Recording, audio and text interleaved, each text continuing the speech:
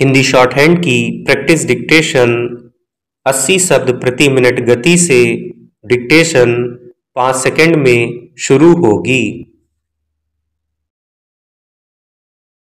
Start. मानव सभ्यता का जन्म प्रकृति की गोद में उस काल में हुआ जब हमारे पूर्वज जंगल, नदी, पहाड़ आदि क्षेत्रों के समीप रहते थे। मूल रूप से वे प्राकृतिक संसाधनों पर निर्भर थे और कंद-मूल, फल सेवन करते हुए प्रकृति के नियमों के पालक भी थे। व्यक्ति अपने को प्रकृति का अनुयायी मानकर उसके हर मौसमी चक्र से अपने को आत्मसात करना अपनी निर्बाध नियति मानता था। प्राकृतिक रौद्र आज की अपेक्षा उस काल में काफी सीमित थे, क्योंकि लोग प्रकृति से संतुलन बनाए रखने की आवश्यकता से भी जुड़े हुए थे।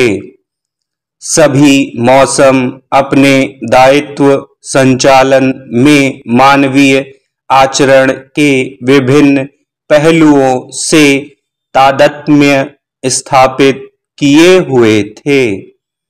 अतिवृष्टि और अनावृष्टि की घटनाएं कम हुआ करती थीं, क्योंकि प्रकृति अपने संतान को दुख या विपदा देने की स्थिति से हर संभव परहेज करती थी।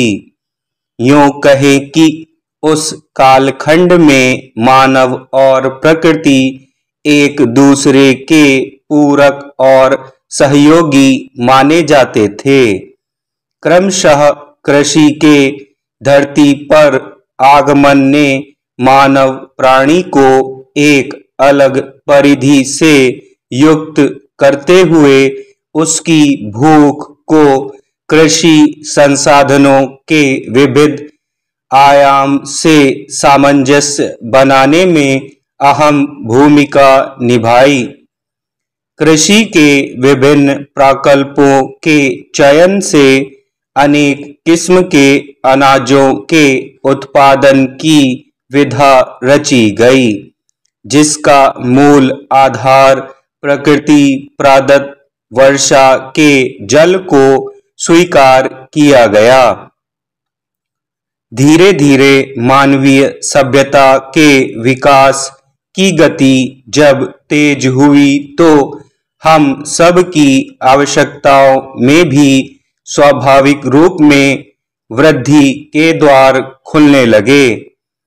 धरती ने व्यक्ति को यह संदेश दिया कि तुम मुझे जो अंश हस्तगत करोगे उसे मैं कई गुना की मात्रा में वापस कर दूंगी। यह प्रक्रिया आज भी शाश्वत है। एक मुट्ठी बीज रूपी अनाज की वापसी कई किलोग्राम के रूप में हमें धरती से होती है। स्वतंत्रता प्राप्ति के बाद देश को विकास की दौड़ में आगे बढ़ने की चुनौती और आवश्यकता थी।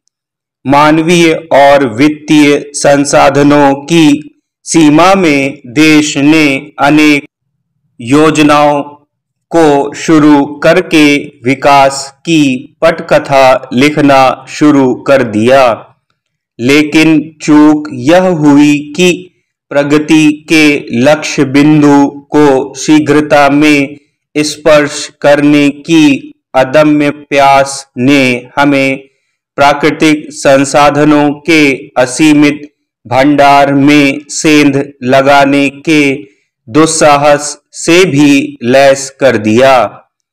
इस स्थिति में हम यह आकलन नहीं कर पाए कि विकास का अंतिम लक्ष्य क्या होगा। इसके योजना स्रोत कहीं हमारी प्राकृतिक संपदाओं में क्षरण तो नहीं ला रहे हैं। अंतहीन विकास का घनघोर जुनून अभी भी हम पर सवार है कि हमारे कदम रुक नहीं पा रहे हैं। स्टॉप।